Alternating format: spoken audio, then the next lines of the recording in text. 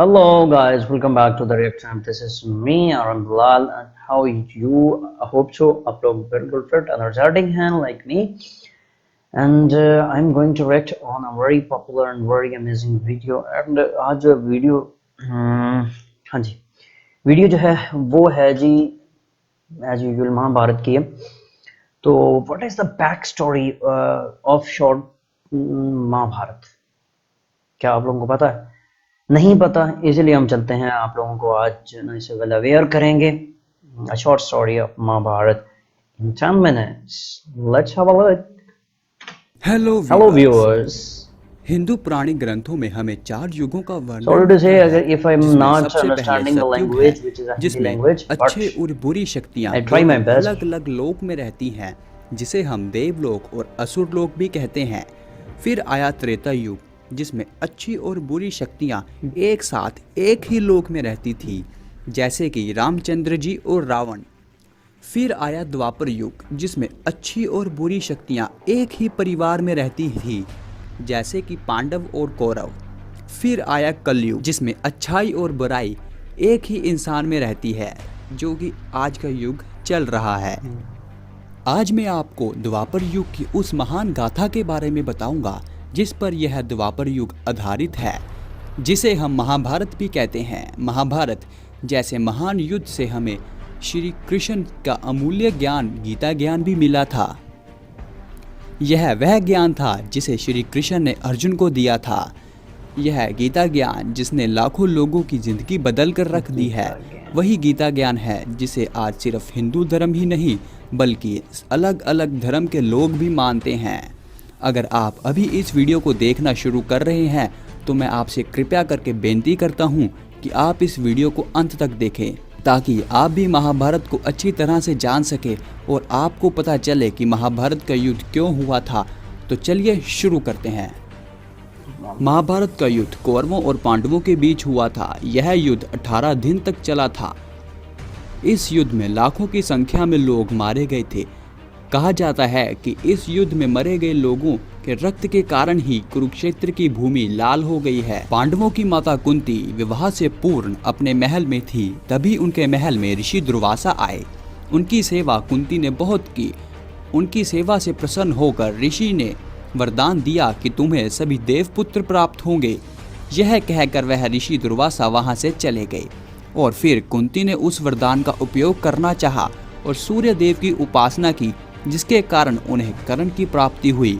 विवाह से पूर्ण ही संतान प्राप्त मिलने के कारण समाज की बेइज्जती से डरती हुई कुंती कर्ण को एक टोकरी में डालकर नदी में बहा दिया और कर्ण एक सूत परिवार को मिला, जिस कारण कर्ण एक राजघराने का पुत्र होने के बावजूद भी सूत पुत्र कहलाए. कुंती का विवाह पांडु से हुआ, जिस कारण उन्हें युधिष्ठिर, भीम और अर्जुन 3 महाबली संतान मिली और पांडु की दूसरी पत्नी माद्री से उन्हें नकुल और सहदेव की प्राप्ति हुई. पांडु के छोटे भाई धृतराष्ट्र का विवाह गांधारी से हुआ और व्यास जी के कारण उन्हें 100 पुत्र प्राप्त हुए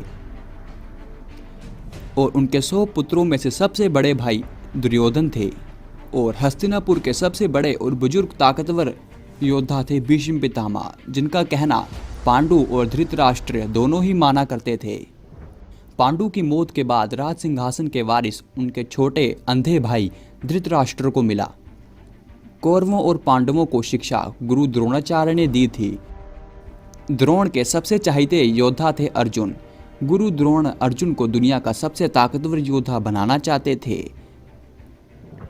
जब उनकी शिक्षा पूरी हुई तो कौरवों और पांडवों के बीच युद्ध अभ्यास हुआ. भीमसेन से दुर्योधन टकराए और अर्जुन, जो कि एक धनुर्धर थे, उनका मुकाबला करने के लिए कोई नहीं था, जिस कारण गुरु द्रोण ने ऐलान कर दिया कि अर्जुन दुनिया का सबसे ताकतवर धनुर्धर है.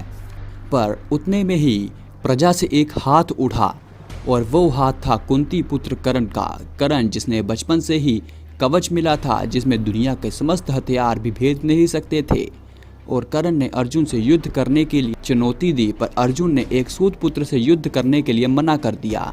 तभी दुर्योधन, जो कि कर्ण की शक्ति से वाकिफ थे, उन्होंने अपनी चाल चली और अंग देश का राजा कर्ण को बना दिया, जिस कारण कर्ण एक सूत पुत्र होने के बावजूद भी राजा बन गए.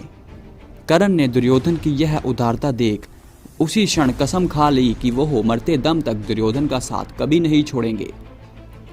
आज राजसभा में भीष्म पितामह ने ऐलान किया कि आज हस्तिनापुर के राजा पांडवों के सबसे बड़े भाई युधिष्ठिर होंगे। युधिष्ठिर को राजा बनते देख गांधारी के भाई और कौरवों के मामा शकुनी को हजम नहीं हुआ और उन्होंने अपनी चाल चली और कुछ अपने सैनिकों को पांडवों के शिविर में भेजा, जहां पर पांडवों और उनकी माता कुंती विश्राम कर रही थी। उन्होंने उनके शिविर को आग लगाने का उद्देश्य दिया, पर विदुर जी के कारण भीम को यह चाल समझ आ गई और उन्होंने सैनिकों को पकड़ लिया और मृत्यु दंड देकर राजमहल को आग लगा दी और गुप्त रास्ते से हस्तिनापुर से बाहर निकल गए और जंगल में जाकर छुप छुप कर रहने लगे।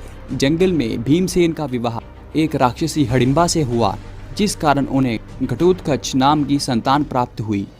अगले ही दिन दुर्योधन ने हस्तिनापुर में ऐलान कर दिया कि पांडव मारे गए हैं और आज से हस्तिनापुर का युवराज दुर्योधन है।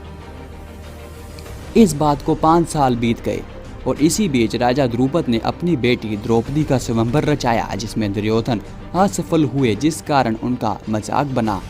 और उसी स्वयंवर में पांडव जो कि जंगल में छुप छुप कर रह रहे थे, वो सबके सामने आए और मछली की आंख भेद कर द्रौपदी से विवाह रचा लिया और द्रौपदी से पांडवों को 5 पुत्र की प्राप्ति हुई। जब सबको पता चला कि पांडु पुत्र जिंदा हैं, तो वह हस्तिनापुर वापस गए और अपना राज सिंहासन मांगने लगे। भीष्म पितामह ने धृतराष्ट्र से सलाह की कि वह राज सिंहासन को बराबर बराबर कौरवों और पांडवों के बीच बांट दे, ताकि उन दोनों में लड़ाई ना हो। शकुनी मामा ने वहां भी चाल चली और बंजर जमीन जो कि खांडव प्रस्थ की थी, वह पांडवों को दे दी और हस्तिनापुर पर आप राज करने लगे। पर पांडवों ने इंद्रदेव की तपस्या की और विश्वकर्मा जी की मदद से बंजर जमीन को उपजाऊ बना दिया और वहां अपना महल बनाकर वहां रहने लगे और फिर उन्होंने खांडव प्रस्थ का नाम इंद्रप्रस्थ कर दिया। दुर्योधन को जब इस बात का पता चला तो वह इंद्रप्रस्थ को देखने गए, जहां द्रौपदी ने उनकी अंधे का पुत्र अंधा कहकर बेइज्जती की, जिस कारण उन्हें बहुत गुस्सा आया। दुर्योधन के बदले की आग तो तब जली जब कृष्ण ने अपनी बहन सुभद्रा का विवाह दुर्योधन की जगह अर्जुन से करा दिया। अर्जुन और सुभद्रा के मेल से अभिमन्यु नाम की संतान पैदा हुई, जिसका लालन पोषण कृष्ण ने किया और उन्हें युद्ध कला भी श्री कृष्ण ने ही सिखाई। दुर्योधन पांडवों और द्रौपदी से बदला लेना चाहते थे, जिस कारण शकुनी मामा और दुर्योधन ने युधिष्ठिर समेत पांडवों को जुआ खेलने के लिए बुलाया। जुए में कौरव जीत गए और पांडव अपना राज सिंहासन हार गए। राज वापस लेने के लिए पांडवों ने द्रौपदी को दांव पर लगा दिया और वह द्रौपदी को भी हार गए। भरी सभा में दुर्योधन और दुशासन ने द्रौपदी के वस्त्र हरण करने की कोशिश की, पर श्री कृष्ण ने द्रौपदी की इज्जत बचा ली और द्रौपदी ने समस्त सभा के सामने प्रण लिया कि जब तक वह दुशासन के रक्त से अपने बाल नहीं धो लेंगी, तब तक वह अपने बाल नहीं बांधेंगी। पांडवों को कौरव ने दंड दे दिया। इस दंड में उन्हें 13 साल का वनवास और 1 साल का अज्ञातवास मिल गया, जिसे उन्हें स्वीकार करना ही पड़ा। वनवास के दौरान पांडव कौरवों से बदला लेने के लिए रणनीति बनाने लगे और अपनी युद्ध कला को बढ़ाने लगे। युद्ध कला बढ़ाने में उनकी मदद श्री हनुमान जी और शिव जी ने की। वनवास और अज्ञातवास भोगने के बाद वह जब वापस हस्तिनापुर अपना राज सिंहासन लेने गए, तो दुर्योधन ने राज वापस करने से मना कर दिया और तभी पांडवों के दूत श्री कृष्ण ने युद्ध का ऐलान कर दिया। समस्त हस्तिनापुर 2 गुटों में बट गया। एक पांडु पुत्र के गुट था और दूसरा कौरवों का गुट था। पांडवों के साथ कई राजा थे जिनकी मदद पांडवों के पिता पांडु ने की थी और कौरवों के साथ भीष्म पितामह, गुरु द्रोणाचार्य, अंगराज कर्ण और अश्वत्थामा जैसे महाबली योद्धा थे। युद्ध के पहले दिन कौरवों के सेनापति भीष्म पितामह सेना को निर्देश दे रहे थे और दूसरी ओर अर्जुन कहीं खोए हुए थे, थोड़े से बेचैन थे। कृष्ण के पूछने पर उन्होंने जवाब दिया कि उनके सामने खड़े दुश्मन उनके दुश्मन नहीं हैं, बल्कि उन्हीं के ही भाई और सगे संबंधी हैं। वह उनके खिलाफ हथियार कैसे उठा सकते हैं। तब श्री कृष्ण ने उनका नेतृत्व किया। उन्होंने अपने इन विकराट रूप के दर्शन करवाए। उन्हें वह ज्ञान दिया जिसे आज हम गीता ज्ञान के नाम से जानते हैं। वही गीता ज्ञान जो अर्जुन के पास था और कौरवों के पास नहीं था, जिस कारण कौरवों की हार हुई और पांडवों की जीत। क्या आप जानना चाहते हैं कि वह ज्ञान कौन सा ज्ञान था? तो मैं आपको बता दूं, जानना वह चाहिए। ज्ञान था धर्म और अधर्म का ज्ञान, अच्छाई और बुराई का ज्ञान, सच और झूठ का ज्ञान। गीता ज्ञान प्राप्त कर अर्जुन ने शस्त्र उठाए और युद्ध शुरू हो गया। 18 दिन तक चले इस घमासान युद्ध के 9 दिन बीत गए थे, पर कुछ खास हासिल नहीं हुआ था। जो हुआ था वह कई सैनिकों की मौत हुई थी। युद्ध के 10वें दिन भीष्म पितामह को शिखंडी और पांडवों ने मिलकर मृत्यु के मोड़ पर लिटा दिया, मतलब उन्हें शीर्ष पर लिटा दिया। उनकी छाती को तीरों से भेद दिया। 12वें दिन कौरवों ने घटोत्कच को मारकर भीष्म पितामह की मौत का बदला लिया। 13वें दिन अर्जुन और सुभद्रा के पुत्र अभिमन्यु को मृत्यु प्राप्त हुई, और मृत्यु प्राप्त करते करते भी अभिमन्यु अपना नाम एक महाबली योद्धा में दर्ज करा गए। अभिमन्यु की मौत का बदला लेने के लिए अर्जुन ने 14वें दिन जगारथ को मृत्यु दंड दिया। युद्ध के 15वें दिन गुरु द्रोणाचार्य को मृत्यु प्राप्त हुई। 16वें दिन भीम ने द्रौपदी का प्रण पूरा करने के लिए दुशासन को मारा और उसकी छाती के रक्त से द्रौपदी के बाल धोए। 17वें दिन सहदेव ने इस युद्ध के कारण यानी शकुनी मामा को मृत्यु दी। इन 17 दिन तक भीम ने कौरवों के 99 भाइयों को मार दिया था, और आखिर में 18वें दिन भीम ने दुर्योधन को भी मार दिया, और इसी की मौत के साथ हस्तिनापुर में पुनः धर्म राज्य शुरू हो गया था। दोस्तों, महाभारत एक बहुत बड़ा काव्य है। इसमें 1,10,000 श्लोक हैं।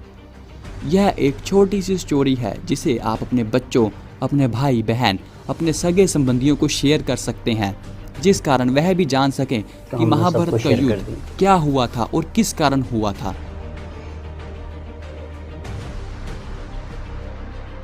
तो दोस्तों, इस महाभारत के छोटे छोटे किस्सों को अगर आप डिटेल में जानना चाहते हैं तो मैंने डिस्क्रिप्शन में काफ़ी सारी वीडियोस के लिंक दिए हैं, आप उन पर क्लिक करके उनके बारे में जान सकते हैं। तो दोस्तों, अगर अभी तक आप इस वीडियो के साथ हैं तो मैं आपसे एक प्रश्न पूछना चाहूँगा कि मैं आने वाली वीडियोस में आपको महाभारत के पर्टिकुलर पात्र पर पर्टिकुलर डेडिकेटेड वीडियो दूं कि ना दूं। अगर आप चाहते हैं कि वो वीडियो मैं बनाऊं तो आप कमेंट में यस जरूर लिखें। तो आज का वीडियो यहीं तक ही था। अगर आपको वीडियो का थोड़ा सा भी पार्ट पसंद आया है तो इस चैनल को सब्सक्राइब करें ताकि आप ऐसी इंटरेस्टिंग वीडियोस रोज दे सकें। तो मैं मिलूंगा आपको अगली किसी और वीडियो में, तब तक के लिए जय श्री कृष्ण। हाँ जी गाइस, कैसी लगी आप लोगों को ये स्टोरी जो है, ये महाभारत की स्टोरी थी। तो इसके लिंक्स सारे के सारे वीडियोस में दिए हुए हैं। तो आप लोगों को जो पर्टिकुलरली पार्ट या कोई भी करेक्टर आप लोग चाहते हैं, उस देखना चाहते हैं, तो आप लोग वहाँ से देख सकते हैं। तो ये शेयर करने का मकसद यही था कि आप लोग भी जो है ना वो वेल अवेयर हों with the story of the Mahabharata. और अच्छी स्टोरी थी। ये कमाल का युद्ध था, एक जंग थी जो 18 दिन तक चलती रही, और 18 दिन के बाद पांडवों ने इसको जो है वो जीता। तो बेहतरीन होती है, मतलब सारा कुछ बेहतरीन था, स्टोरीज अच्छी थी। तो होप सो आप लोग लाइक करेंगे। मिलते हैं अगली वीडियो में, तब तक के लिए मुझे इजाज़त। अल्लाह हाफ़िज़, टेक केयर।